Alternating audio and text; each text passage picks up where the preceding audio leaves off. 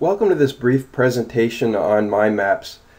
My goal today is to help give you insight as to how you can benefit from mind maps in both your schooling and also post-education.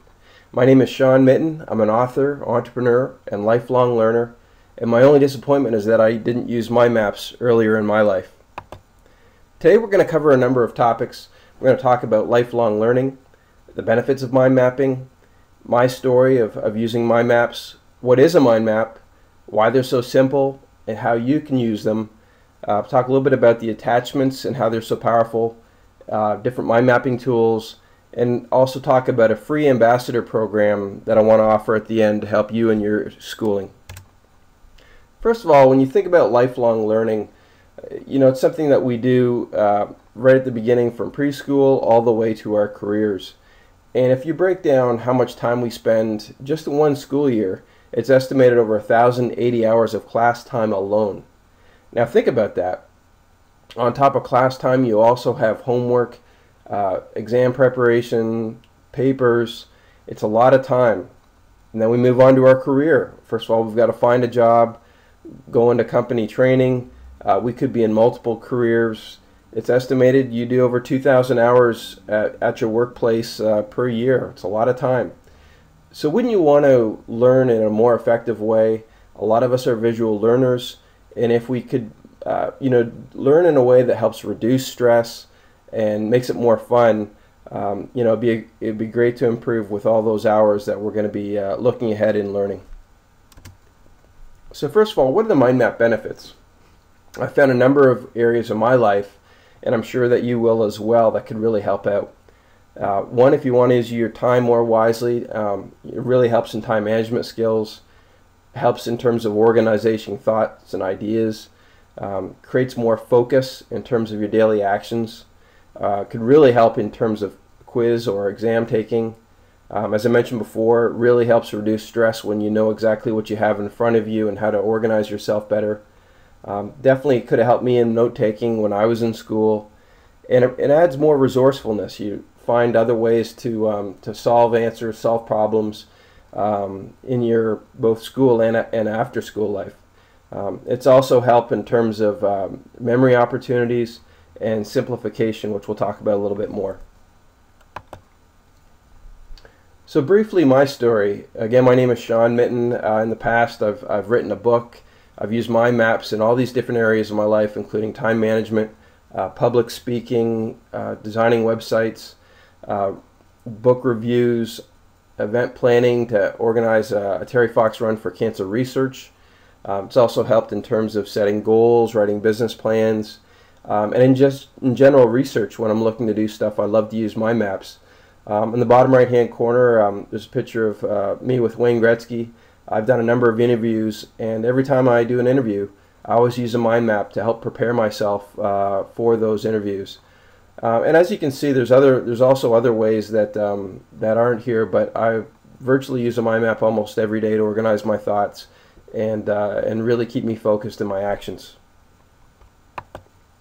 So what is a mind map, or also called concept map?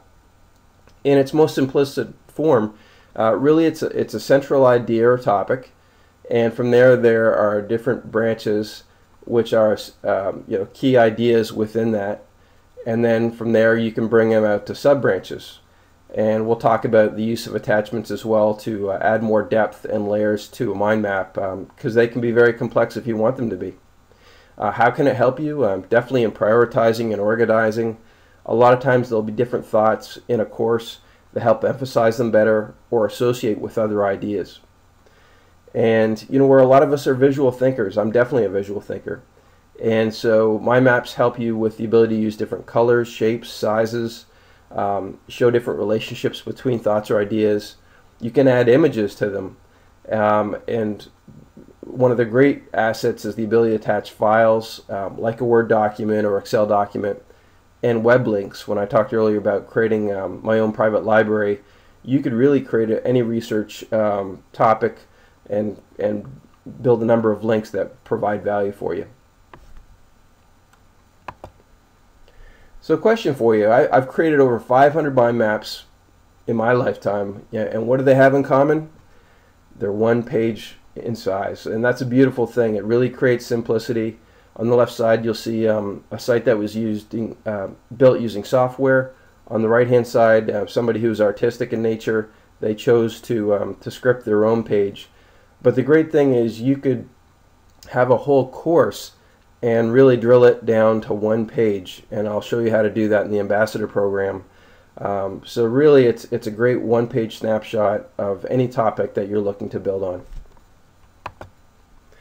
So how can you use mind maps as a student? Well, one, you could use them for research, preparation for quizzes and exams, use them for term papers, use them to organize your thoughts for note-taking, and also general time management. I'll also show you how you can use them for extracurricular activities if you want to become a better athlete, artist, musician. There's a lot of different ways that we can prepare mind maps to really provide a better outcome for you.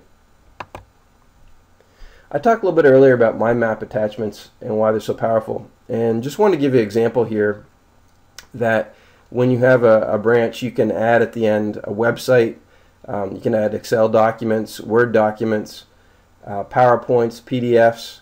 The other thing is you can create multiple layers with other mind maps.